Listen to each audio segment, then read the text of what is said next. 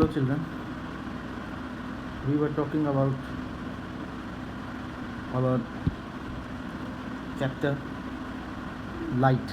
Okay, तो उसमें कुछ पार्ट अभी बचा हुआ था, तो आउट ऑफ दैट पार्ट मैं आज आपके साथ डिस्कस कर रहा हूँ. First of all we will discuss about the sign convention for spherical mirror. Lenses. देखो, साइन कन्वेंशन जो मिरर जो है वो हम डिस्कस किए थे. यहाँ भी लगभग सेम ही रूल्स जो रेगुलेशंस हैं वो रहेंगे, वही चीज़ें फॉलो करनी है. कहाँ प्लस और माइनस होना है जस्ट सेम है, ठीक है. ओनली जो एक जो डिस्टेंस है, जो डिफरेंस है वो क्या है कि यहाँ जो ऑप्टिकल सेंटर लिया जा रहा है ओ, तो मिरर में वो क्या लिया जाता था, ध्यान होगा आपको, पोल पी लिया जाता था, ठीक है. That is the only difference between the sign convention of this lenses and between the mirror. Got it. So and then एक और चीज़ जो ध्यान देने की है वो ये है कि the focal length of a convex lens. ध्यान देना, कॉन्वेक्स लेंस जो है ये आपका इस तरह का जो कॉन्वेक्स लेंस होता है, कॉन्वेक्स लेंस की जो फोकस लेंथ है वो कैसी होगी आपकी, पॉजिटिव होगी. ये जो फोकस लेंथ है ये क्या होगी, पॉजिटिव. क्यों होगी, क्योंकि ऑब्जेक्ट इस साइड में होता है और इमेज फॉर्मेशन इस साइड में होती है, ठीक है. That is Y this distance is being taken as positive. Or in the other hand, if we are talking about a concave lens, तो कॉन्केव लेंस में होता क्या है, जिस साइड में ऑब्जेक्ट रखा है ना, जिस साइड में ऑब्जेक्ट होता है, जैसे ये ऑब्जेक्ट है तो इसका इमेज फॉर्मेशन भी किस साइड में हो रहा है, इसी साइड में हो रहा है. That is why we are taking it negative, ठीक है. इसकी कंडीशन क्या है कि ऑब्जेक्ट और इमेज फॉर्मेशन जो है वो अलग अलग डायरेक्शन में होनी चाहिए, ठीक है. चलो, ये तो होगी बात आपकी साइन कन्वेंशन की. अब इसके अलावा देखिए, चलो इनको मैं मिटा देता हूँ अभी. कैसे मिटेंगे एक साथ ये पूरा का पूरा. चलो इसको मिटेगा, वो बड़ा करो इसको, पूरा ही कर दो ना. अच्छा ठीक है, सॉरी. चलो अब बात करते हैं हम कुछ और, जैसे एक और चीज़. You must take care to apply appropriate signs for the values of u, v and f. समझ गए. यू क्या है, यू क्या है पता है ना, distance of object from the optical centre, ठीक है. ऑब्जेक्ट की ऑप्टिकल सेंटर से जो डिस्टेंस है उसको यू बोलेंगे हम. वी क्या होगा, इमेज की ऑप्टिकल सेंटर से जो डिस्टेंस है उसको v, और f जो है वो आपका फोकल लेंथ है, ठीक है. इसके अलावा ऑब्जेक्ट की हाइट को h से शो करेंगे और आपकी जो इमेज है, इमेज की हाइट को हम h डैश से शो कर रहे हैं, ठीक है. ये कुछ साइन कन्वेंशंस हैं, इनके बारे में आपको थोड़ा सा अच्छे से ध्यान रखना चाहिए. चलिए अब इसके बाद बात करते हैं हम लेंस फार्मूला और मैग्निफिकेशन, ठीक है. चलो देखते हैं लेंस फार्मूला और मैग्निफिकेशन क्या कहते हैं. लेंस फार्मूला हमने शायद डिस्कस किया भी था पहले, है ना. थोड़ा सा ऐसे ध्यान आ रहा है मुझे जैसे हमने डिस्कस किया हो, तो चल नहीं भी किया तो एक बार फिर से समझ लेते हैं. यहाँ लेंस फार्मूला जो होगा वो होगा, इसको हम इस तरह से भी लिख सकते हैं, 1/f is equal to 1/v minus 1/u. और यहाँ पे v क्या है, इमेज की ऑप्टिकल सेंटर से डिस्टेंस, u क्या है, ऑब्जेक्ट की ऑप्टिकल सेंटर से डिस्टेंस, और f क्या है, फोकल लेंथ, ठीक है. तो ये तीन चीज़ें हमें ध्यान रखनी है. Got it. चलो इसके बाद आगे मूव करते हैं हम, है ना. तो आगे इसको किस तरह से आपका इक्वेशंस बनते हैं, एग्ज़ाम में कैसे क्वेश्चन आते हैं, उसके बारे में थोड़ा सा जान लेते हैं, ठीक है. चलो तो यहाँ मिरर फॉर्मूला हो चुका. अब बात करेंगे हम मैग्निफिकेशन की, ठीक है. मैग्निफिकेशन एक्चुअली में है क्या, मैग्नीफाई एक वर्ड होगा, आपने सुना होगा, magnify. To magnify something means to enlarge something, enlarging, ठीक है. Enlarging means to expanding something, means उसका साइज बढ़ा देना. तो मैग्निफिकेशन का मीन्स होता है साइज को बढ़ाते. जब हम किसी लेंस को यूज करते हैं तो लेंस जो है किसी ऑब्जेक्ट के साइज में कितना उसमें चेंज करता है, कितना उसको एक्सपेंड कर सकता है, वही उसकी मैग्निफिकेशन कैपेसिटी कॉल होगी, ठीक है. तो मैग्निफिकेशन का बिल्कुल ईजी फॉर्मूला यहाँ पे दिया है. मैग्निफिकेशन को m, स्मॉल m से शो करेंगे और इसे फाइंड आउट करने के लिए एक रेशो है, एक्चुअली ये रेशो है, किसका रेशो है, एक ये इमेज की साइज और जो ऑब्जेक्ट है, ऑब्जेक्ट, इन दोनों के बीच के जो साइज जो है, इन दोनों के साइज का एक रेशो है। So m is equal to height of image, ठीक है, ये दिया हुआ है यहाँ पे हाइट ऑफ इमेज, इसको h डैश से लिख रहे हैं, हाइट ऑफ द ऑब्जेक्ट इसको h से लिख रहे हैं, ठीक है। सो हमारा फॉर्मूला बन जाता है m is equal to h dash divided by h। इसको अच्छे से याद रखना, ध्यान ये रखना है कि जो इमेज है वो पहले लिखी जाएगी ऊपर, ठीक, और जो आपकी क्या बोलते हैं ऑब्जेक्ट की जो हाइट है वो कहाँ रखी जाएगी, नीचे लिखी जाएगी, ठीक है। इस चीज़ का ध्यान रखेंगे सभी। इसके बाद हम अगर डिस्कस करें तो मैग्नीफिकेशन के बारे में डिस्कस करेंगे। मैग्नीफिकेशन एक्चुअली में है क्या। सो मैग्नीफिकेशन एक तो हो गया किससे रिलेटेड, हाइट से रिलेटेड। अब अगर हाइट हमें दोनों की नहीं पता हो, क्योंकि देखो ध्यान दो, मैग्नीफिकेशन फाइंड आउट करने के लिए हमें 3 चीज़ों में से 2 चीज़ों का पता होना ज़रूरी है।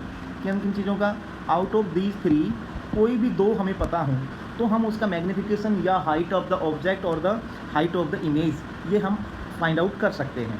बट अगर तीनों में से 2 चीज़ ना मिलकर हमें केवल एक चीज़ मिल रही हो तो कैसे करेंगे।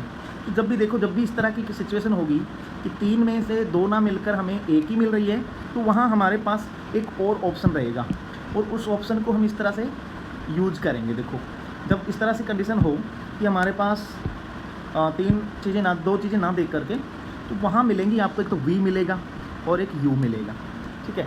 v और u में से आपको ज़रूर मिलेंगे, ठीक है। अगर v और u मिल जाते हैं हमें, तो हम क्या करेंगे कि इसको दूसरे वे में भी लिख सकते हैं। इसको इस तरह से लिखते हैं, m is equal to the ratio of image size and the ratio and the size of object. So size of image, ठीक है, एंड साइज ऑफ ऑब्जेक्ट, इनका जो रेशो होगा वो भी मैग्नीफिकेशन के अंतर्गत ही आता है, ठीक है। तो इसको भी लिख सकते हैं। अब यहाँ 2 फॉर्मूला बन गए हमारे पास। एक तो फॉर्मूला था हमारा m is equal to h dash divided by h।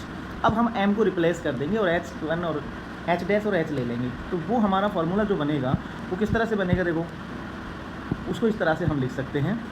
तो h dash divided by h is equal to v upon u। ये एक नया फॉर्मूला हमारा बन के तैयार होता है।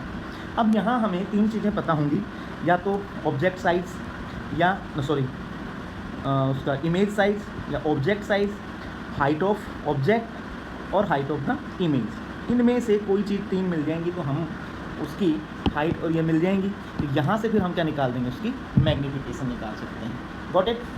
चलो अब इसको थोड़ा सा मिटा कर एक एग्जाम्पल सोल्व कर लेते हैं, ठीक है। एग्ज़ाम में क्वेश्चन ऐसे ही आते हैं, आप कितना भी पढ़ाई कर लें, लेकिन अगर आपने प्रैक्टिस नहीं की है, इसकी इक्वेशन सॉल्यूशन की प्रैक्टिस नहीं की, तो आप गलत फंस जाएंगे, तो फिर दिक्कत हो ही जाएगी 100%, ठीक है। चलो देखते हैं। यहाँ बात करें हम कॉन्केव लेंस। एक कॉन्केव लेंस है जो फोकल लेंथ ऑफ 15 सेंटीमीटर। देखो ध्यान दो, अभी हमने थोड़ी देर पहले बात की थी कॉन्केव और कॉन्वेक्स लेंस की।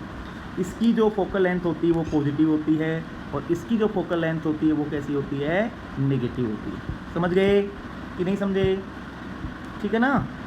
इसकी जो फोकल लेंथ होगी कॉन्केव, जिसकी बात हम इस करने वाले हैं, इसकी जो फोकल लेंथ होती है वो नेगेटिव होती है। और क्यों होती है ये भी मैंने बताया था, क्योंकि इसमें जिस साइड में ऑब्जेक्ट रखा होता है इमेज फॉर्मेशन भी उसी साइड में होती है। That is why F is taken as negative. Got it. और यहाँ जो कॉन्वेक्स लेंस है इसमें इमेज फॉर्मेशन दूसरी साइड में होती है, इसलिए ये जो फोकस डिस्टेंस है, फोकल लेंथ जो है वो पॉजिटिव ली जाती है। Got it. चलो अब हम बात करते हैं, चीज़ें देख लीजिए। फोकल लेंथ यहाँ पर हमारे पास आ गया है f is equal to 15 centimetre और इसके साथ क्या लगेगा, माइनस लगना है। At what distance should the object, अब ध्यान दीजिए ऑब्जेक्ट की डिस्टेंस पता नहीं है। ऑब्जेक्ट डिस्टेंस को किससे शो करते हैं, यू से। ये हमें पता करना है, ठीक, यू का हमें पता करना है। The lens we place so that it forms an image. अब यहाँ पर इमेज की डिस्टेंस आ गई है, तो इमेज की डिस्टेंस कितनी दे दी इन्होंने, इमेज की डिस्टेंस आ गई है v is equal to 10 centimetre. तो ये भी किस में होगी, हमारी माइनस में होगी। क्यों होगी, क्योंकि हम बात किसकी कर रहे हैं, कॉनकेव लेंस की बात कर रहे हैं, ठीक है, इसलिए ये भी डिस्टेंस कैसी होगी, नेगेटिव होगी। चलो अब आगे बात करते हैं,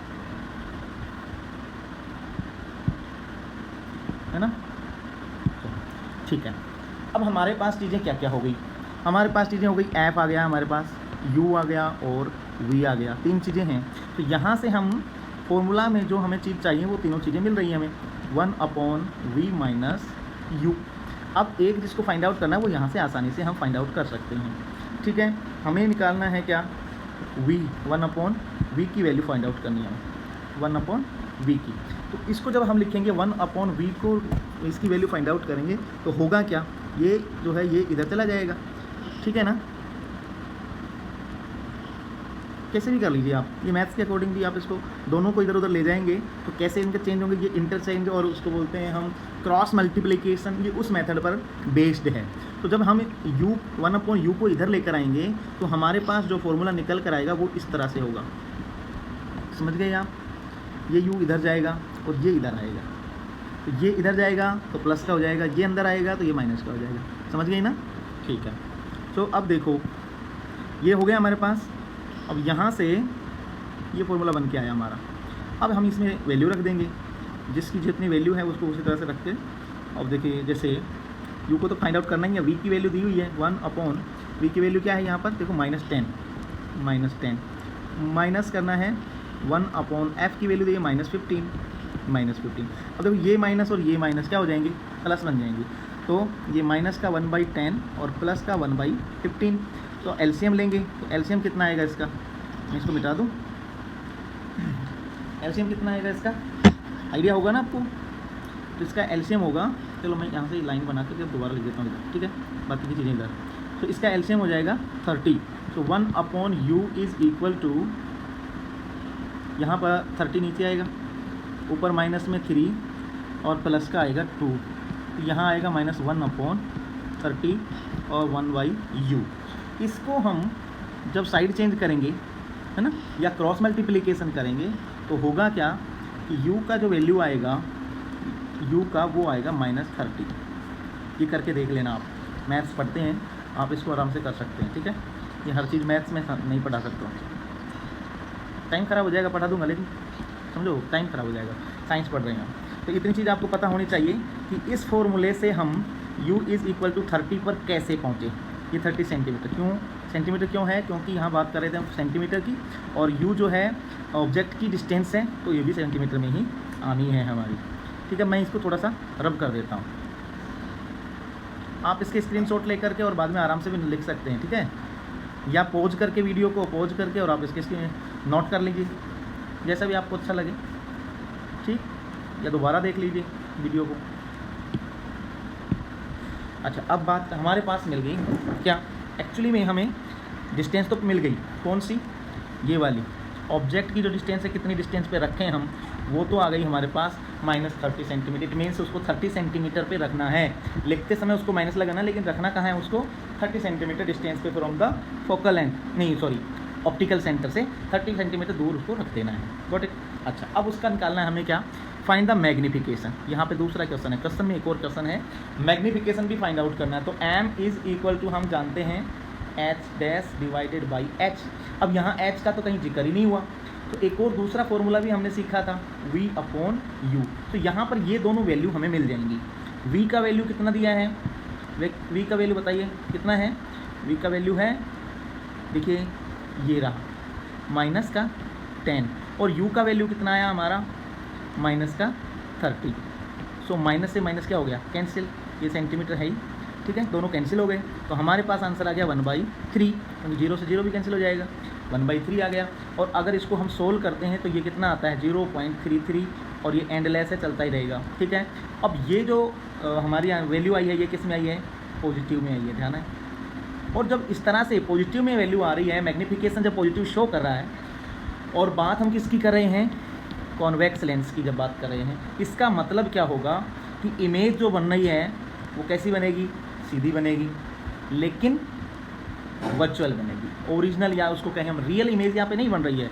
रियल इमेज क्यों नहीं बन रही? क्योंकि यहाँ जो रे जो मिल रही हैं वो एक्चुअली में मिलती हुई प्रतीत होती हैं, don't they intersect each other in really, but अगर उनको एक्सटेंड किया जाए तो वो यहाँ एक जगह मिलती हुई लगती हैं, ठीक है। इसलिए जो इमेज फॉर्मेशन जो हो रही है वो कैसी होगी? वर्चुअल होगी।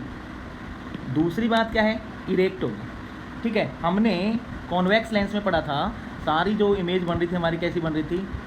कैसी बन रही थी? ध्यान है? हाँ, बस मैं नहीं बताऊँगा क्या थी वो, आप खुद सोच लें किस तरह से बन रही, ठीक है। मैं इसको मिटा देता हूँ यहाँ पर। अच्छा, तो हमारी दूसरी चीज़ क्या आ गई? उसकी जो मैग्नीफिकेशन आ गई। और मैग्नीफिकेशन के बारे में क्या शो करता है हमें ये? Image will be erect and virtual होगी। ये इमेज जो है 1/3 होगी। 1/3 का मतलब यही होता है 1/3, ठीक है। 1/3 होगी इमेज ऑब्जेक्ट की। ऑब्जेक्ट की जितनी साइज है इमेज की साइज उससे 1/3 होगी। किसी को कोई डाउट है तो मेरे से कमेंट करके बाद में पूछ सकते हैं, ठीक है। अब हम बात करते हैं एक और एग्जाम्पल की, ठीक है। एक और एग्जाम्पल यहाँ पे दिया हुआ है, देखो। तो यहाँ रीड करिए, देखिए। ए 2.0 सेंटीमीटर टॉल ऑब्जेक्ट, ये ऑब्जेक्ट की हाइट आ गई हमारी 2.0 सेंटीमीटर। एच आ गया हमें। चलो हम पहली चीज़ों को मिटा देते हैं। ये आपने नोट तो कर लिया होगा, ठीक है।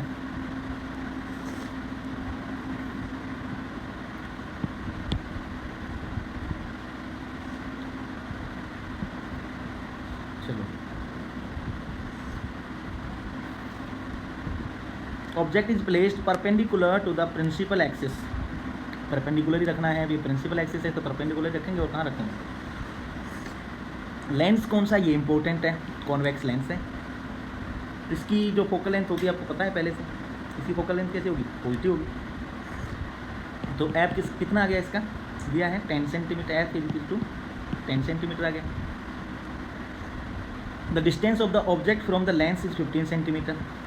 ऑब्जेक्ट डिस्टेंस जो है उसको यू से शो करेंगे हम, वो कितनी है? 15 सेंटीमीटर, ठीक है। अब हमें क्या नहीं मिला? हमें जो इमेज फॉर्मेशन है उसकी साइज़ नहीं मिली, उसकी डिस्टेंस नहीं मिली, साइज़ भी नहीं मिली, ठीक है। हमें क्या करना है? नेचर फाइंड आउट करना है किसका? इमेज का। इमेज की पोजीशन फाइंड आउट करनी है और साइज़ फाइंड आउट करनी है। इसके अलावा मैग्नीफिकेशन भी फाइंड आउट करना है। तो 3-4 क्वेश्चन हमारे इसमें हो गए। बहुत इंपॉर्टेंट ये एग्जाम्पल है, और यहाँ से आपको यहाँ जो इक्वेशन बन रहे हैं वो ऑलमोस्ट क्लियर हो जाएंगे, ठीक है। चलिए देखते हैं इनको। यहाँ देखो, height of the object plus में दे रखी है। फोकल लेंथ किसके लिए आया है? कॉन्वेक्स लेंस के लिए आया है। तो ये कैसे रहेगी? पॉजिटिव रहेगी। ऑब्जेक्ट डिस्टेंस, अब ये चूँकि इधर है ना, इसलिए इसको किस में रखेंगे हम? माइनस में। यू किस में रखा जाएगा? माइनस में। तो -15 हो गया। इमेज किधर बननी है? इधर, तो वो पॉजिटिव में आएगी, ठीक है। दो चीज़ें और क्लियर कर देता हूँ। जब कॉन्वेक्स लेंस से इमेज फॉर्मेशन हो तो ध्यान रखना, इमेज बनेगी रियल बनेगी, है ना। बनती है इमेज रियल बनती है, क्योंकि यहाँ पे जो रेज होती हैं वो एक्चुअली में एक दूसरे को इंटरसेक्ट करती हुई लगती हैं, ठीक। तीसरी बात, इमेज जो बनेगी वो इन्वर्स बनेगी, है ना। उल्टी इमेज बननी है यहाँ पर, यहाँ उल्टा इमेज बनती है। एक ही केस में होगी जब यहाँ पर ऑब्जेक्ट को रखा जाए तो वो इमेज यहाँ पे बनती है, वो एक अलग मामला है, ठीक है। बाकी 5 केस ऐसे हैं जब इमेज जो है कैसी बनेगी? इन्वर्स बनेगी। चलो इनको हम मिटाते हैं। नोट तो कर लिया होगा आप सबने। चलो देखते हैं अब आगे। बड़ा इंटरेस्टिंग है, चैप्टर में मज़ा आता है ऐसे सब चैप्टर में। अब यहाँ पर और जो क्वेश्चन जो पूछा गया था उसमें क्या पूछा था? देखो, साइज़ बताई थी, साइज़ के बारे में बात की थी। तो साइज़ के बारे में बात कर रहे हैं तो इसलिए H और H' हमें देखने पड़ेंगे कि दिए हैं या नहीं दिए। फाइंड आउट करना हमें इमेज की हाइट को फाइंड आउट करना है ना। हाइट किसकी दी हुई है? ऑब्जेक्ट की हाइट तो दी हुई है। H दिया हुआ है, H' जो है हमें फाइंड आउट करना है।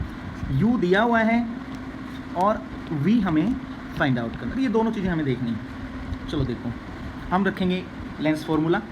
तो 1/f अच्छा, इसमें लिखने का इनका तरीका भाई अपना अपना हो सकता है। मैं एफ को लेफ्ट हैंड में रखता हूँ हमेशा, आप किधर रखेंगे ये आपके ऊपर डिपेंड करता है। सो 1/v माइनस 1/u, इसको इस तरह से लिखते हैं, मैं इसी तरह से लिखता हूँ। आप अपने तरीके से इसको लिख सकते हैं, आपका अपना कोई ओरिजिनल अपना तरीका हो सकता है, ठीक है। इसमें कहीं कोई ये नहीं है फोर्स कि आप इसी तरह से लिखेंगे, बी फ्री, पर आपको समझ में अच्छे से आना चाहिए। अब यहाँ क्या निकालना क्या है हमें, v, मीन्स अल्टीमेटली हमें v को इधर लेकर आना है। अब देखो v इधर लेकर आएंगे, इसका मतलब इसको इधर लेकर जाना है हमें, ठीक। तो इसको इधर लेकर जाएंगे तो कैसे इसको चेंज करेंगे, या ऐसे कर दें, इसको इधर भेज दें, तो ये इधर बच ही जाएगा, ये इधर आएगा तो ये माइनस का जो है ये प्लस का हो जाएगा। तो हमारे पास 1/v is equal to 1/f plus 1/u, ये फॉर्मूला बन जाएगा, ठीक है। अच्छा, इस फॉर्मूले को किस तरह से लेफ्ट राइट में इधर उधर रखना है, कैसे एफ फाइंड आउट करना है, कैसे यू, और कैसे इनको मॉडिफाई करना है, ये आप प्रैक्टिस कर लें इसकी अच्छी तरह से। एग्जाम में कैसे भी आपको मॉडिफाई करना पड़ सकता है। अच्छा, ले लिया होगा इसका स्क्रीनशॉट, और नहीं तो आप नोट कर लिए होंगे, या तो वीडियो को पॉज करके देख लें। मुझे इसको बार बार मिटाना पड़ता है, ठीक है ना, क्योंकि स्पेस नहीं रहता फिर आगे कुछ लिखने के लिए। सो अब देखते हैं आगे। यहाँ पर अब वैल्यू रख देंगे हम, v तो है ही जिसको हमें फाइंड आउट करना है, u की वैल्यू यहाँ से आ गई हमारी, ये रही, ठीक है, और f की वैल्यू ये रही यहाँ पर +10 आ गई। सो माइनस ये यहाँ पे रहेगा, और इनका एलसीएम कितना आ गया 30। सोल्व करते हैं तो 1/v इज़ इक्वल टू आता है 1/30। सो v इज़, ये माइनस नहीं है, प्लस में रहेगा सॉरी, क्योंकि यहाँ छोटा है ना। तो v is equal two plus के 30। ये कैसे आता है ये भी आप समझ लो, ये आएगा इस तरह से मल्टीप्लाई करना, क्रॉस मल्टीप्लिकेशन करके देखना, यही आएगा, ठीक है ना। तो इसका आंसर आ गया हमारे पास, पहला आंसर आ गया, v की वैल्यू आ गई है 30 सेंटीमीटर, ठीक है। अब हमारे पास दूसरा जो क्वेश्चन है वो निकाल के लाना है, और वो है क्या, मैग्नीफिकेशन, ठीक है। इमेज फॉर्मेशन तो कहाँ 30 सेंटीमीटर डिस्टेंस पे बनना है, कहाँ से, ऑप्टिकल सेंटर से। और इमेज मैंने पहले शुरुआत में बता दिया, इमेज कैसी बनेगी, रियल बनेगी और इन्वर्टेड बनेगी, ये बात ध्यान रखनी है, ठीक है। रियल इमेज बननी है, इन्वर्टेड बननी है और 30 सेंटीमीटर दूर बननी है। 3 किस्म के सवाल आंसर हमने दे दिए। अब बात आती है magnification of the lens, lens के मैग्नीफिकेशन क्या है। तो इसके लिए हमें जो चीज़ें चाहिए थी, उन चीज़ों में से क्या क्या हमारे पास अवेलेबल है, तो उसके हिसाब से हम इसकी वैल्यू रख देंगे। हमें फाइंड क्या करना है, मैग्नीफिकेशन में जो चाहिए क्या, हाइट ऑफ द इमेज, ये हमारे पास अभी नहीं है, तो पहले हम इसको फाइंड आउट करेंगे, ठीक है। Height of the image find out करेंगे, इसके लिए ये फॉर्मूला हम यूज़ करेंगे, अभी पिछले स्लाइड में भी हमने देखा था, ठीक है। तो यहाँ से अगर हम वैल्यू रखते हैं तो h dash is equal to आता है h इंटू v/u। तो h की वैल्यू कितनी थी हमारी 20, इंटू v की वैल्यू हमारी आ गई है 30, और u की वैल्यू कितनी थी हमारी -15, है ना। तो अब इसको सॉल्व कर लो, ट्वाइस ये होता है, और ये चूँकि माइनस है तो माइनस लग जाएगा, तो 40 आ जाएगा, और 40 के साथ माइनस ऐड हो जाएगा। हाइट हो गई 40 सेंटीमीटर, और माइनस में हो गई, ठीक है ना। हाइट ऑब्जेक्ट की कैसी आनी है, ऑब्जेक्ट की नॉट सॉरी, जो इमेज है उसकी हाइट कैसी आ रही है, माइनस में आ रही है, ठीक है। माइनस में आ रही है इसलिए वो कैसी होगी, इन्वर्टेड होगी, नीचे की तरफ होगी, है ना, नीचे की तरफ इसलिए तो होगी, तभी तो माइनस में आ रही है। ये हो गया हमारा। अब हम निकाल, इसके बेस पर हमारे पास क्या क्या आ गई, सारी चीज़ें आ गई, एच भी आ गए दोनों, एच डैश और एच डैश कितना आ गया -40, एच कितना आया हुआ है हमारा प्लस के 2 सेंटीमीटर, है ना, एच का 2 आया हुआ है। अब क्या करेंगे कि जो एम है v/u से निकाल सकते हैं इसका, तो m इज इक्वल तो निकाल लेते हैं पहले, बहुत ज़्यादा यहाँ पे गंदा गंदा हो जाता है, इसको पहले रब कर देते हैं, तो भी देखते रहें आप। इसकी वीडियो ले लेना, स्क्रीनशॉट पे ले लेना, स्क्रीनशॉट रख करके, या वीडियो को दोबारा देख लेना, कोई बात नहीं है, इसमें डेटा तो उतना ही लगना है। अच्छा, अब हमारा काम है मैग्नीफिकेशन को फाइंड आउट करने का, तो ये होगा v/u से इसको फाइंड आउट कर सकते हैं हम। और ये है 30 सेंटीमीटर, v की वैल्यू आई थी ना हमारी 30 सेंटीमीटर, और u की वैल्यू यहाँ पे दी हुई है, ये रही माइनस की 15 सेंटीमीटर, कितना आ गया 2, और ये माइनस है दैट इज़ वाई यहाँ पे लगाएंगे माइनस। अब आप कहेंगे सर आप v और u से ही क्यों निकाले, h डैश और h से क्यों नहीं निकाल रहे? चलो उससे निकाल लेते हैं। उससे निकालेंगे तो क्या होगा, हाइट ऑफ द इमेज कितनी आ गई थी, 4 सेंटीमीटर आई थी हमारी, ठीक है। अब इसको निकालते हैं तो देखो कैसे निकालेंगे, m is equal to h dash divided by h dash कितना आ गया हमारा -4.0, ठीक है, और h कितना है 2, डिवाइड करेंगे तो वही -2 इसका मैग्नीफिकेशन आ गया। कहीं कोई दिक्कत है? नहीं होनी चाहिए मुझे लग रहा है, ठीक है। तो ये यहाँ तक हमने पढ़ लिया मैग्नीफिकेशन ऑफ द लेंस। अब बात बचती है हमारी power of a lens. Power of a lens is nothing than that a क्या कहें उसको, 1/p जो होता है वो इक्वल टू 1/f, यानी कि फोकल लेंथ का इन्वर्स होता है, फोकल लेंथ का इन्वर्स, ठीक है। अब इसको इस तरह से लिख सकते हैं, समझ सकते हैं, देखो ध्यान से, इसको मिटा देता हूँ, ठीक है। You have already learned that the ability of a lens to converge or diverge, देखो दो वर्ड यहाँ पर आ रहे हैं, कन्वर्ज एक है और दूसरा है डाइवर्ज, है ना। इसका मतलब है साइज़ जो है उसको, जो रे हैं, लाइट ऑफ रे हैं, वो एक तो होती हैं एक जगह इकट्ठा कर देना उनको, जैसे यहाँ और यहाँ एक पॉइंट पे सबको क्या कर दिया, इकट्ठा हो गया। एक होती हैं वो यहाँ जा कर के और ऐसे दूर दूर चली जाती हैं, ठीक है, वो डाइवर्स हो गई। जो एक जगह इकट्ठी हो गई उनको बोलते हैं कन्वर्ज, ठीक है, समझ गए होंगे कन्वर्ज और डाइवर्स को। 2-3 बार यहाँ पे रिपीट होगा वर्ड, बार बार आएगा, ध्यान से रखना। लाइट रे depends on it's focal length, किस पे डिपेंड कर रहा है ये, फोकल लेंथ पे डिपेंड कर रहा है कि वो कन्वर्ज करेंगे या डाइवर्स करेंगे। For example a convex lens of short focal length, convex की बात करें, कॉन्वेक्स लेंस है और जिसकी शॉर्ट फोकल लेंथ है, शॉर्ट है, फोकल लेंथ क्या है, शॉर्ट, कम, बहुत छोटी, तो वो क्या करेगा, डाइवर्ज करेगा या बेंड करेगा। तो देखो bends the light rays through large angles, बड़े एंगल से उसको बेंड करता है, by focusing them closer to the optical centre, और ऑप्टिकल सेंटर के बिल्कुल नज़दीक से उनको क्या करता है, फोकस करता है। ये तो हो गई बात किसकी, कॉन्वेक्स लेंस की।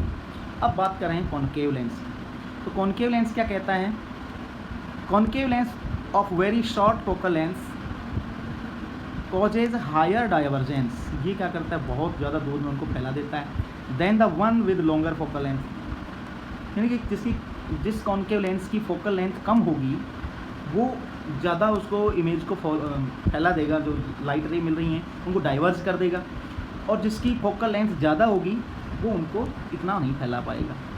सो द डिग्री ऑफ कन्वर्जेंस और divergence of light rays achieved by a lens is expressed in terms of power. तो कोई लेंस लाइट रेज को कितना डाइवर्स कर रहा है या उनको कन्वर्ज कर रहा है, ये जो कैपेसिटी है किसी लेंस की, वो कैपेसिटी को ही क्या बोलते हैं, पावर ऑफ लेंस कहा जा रहा है उसको, ठीक है।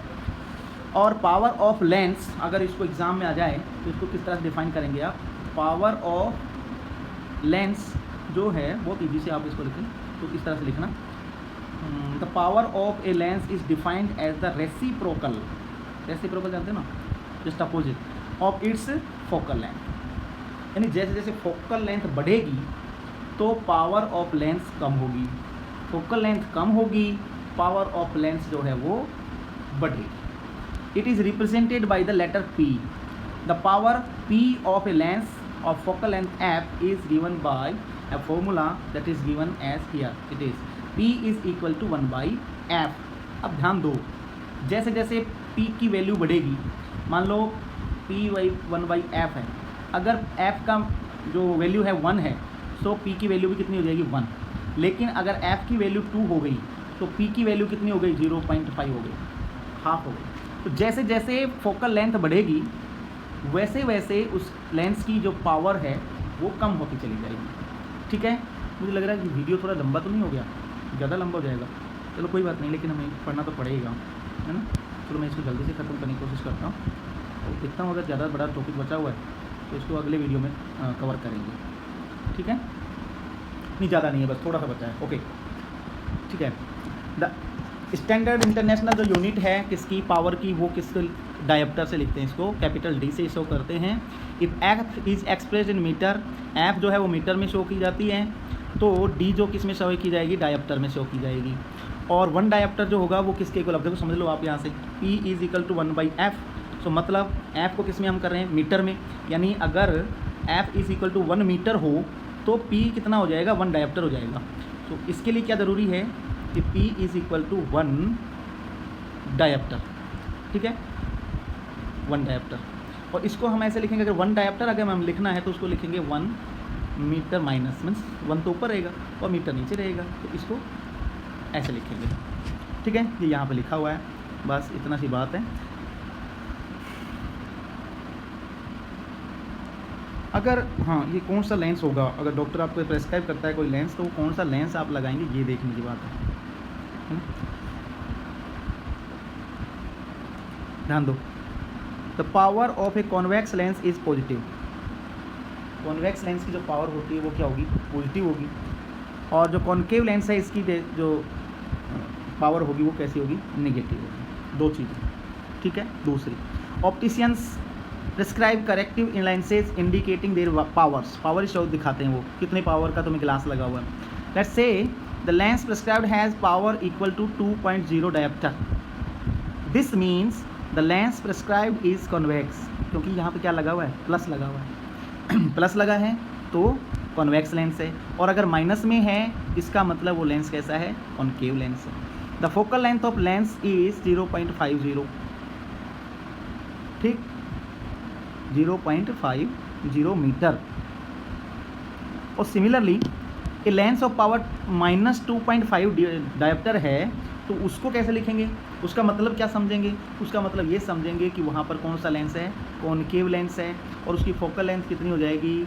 अब ये कैसे आ रहा है ना। सो P इज़ इक्वल टू 2.0, तो 2.0 इज़ इक्वल टू 1/f, इस तरह से इसको ले सकते हैं, ठीक है। और यहाँ 2.5 है, यहाँ इतना है, ये इस तरह से इसको आप जो भी वैल्यू रख रहे हैं उस वैल्यू के हिसाब से इसका आंसर आना ही आना है, इसमें कहीं कुछ भी, ये मैथ है, मैथ कहीं भी गड़बड़ होता नहीं है, ठीक है। तो अब ये वीडियो ज़्यादा लंबा हो रहा है, मैं ज़्यादा आपको बात नहीं कर पाऊँगा। आई होप आपको समझ में आया, अगर नहीं भी आया है तो आप एक बार फिर से इस वीडियो को देखें, समझें, और कोई डाउट है तो मेरे साथ उसको क्लियर करने की कोशिश करें। आपका CCT प्रैक्टिस का एग्ज़ाम भी होने वाला है, उसके लिए भी तैयारी रखना, लेकिन टाइम ख़राब नहीं करना, ठीक है। पढ़ाई पर भी फोकस रखना है अपना, तो वो एक इसी का पार्ट है, कुछ अलग से उसमें नहीं है, ठीक है। Thanks for watching, you are watching teacher 2 science videos.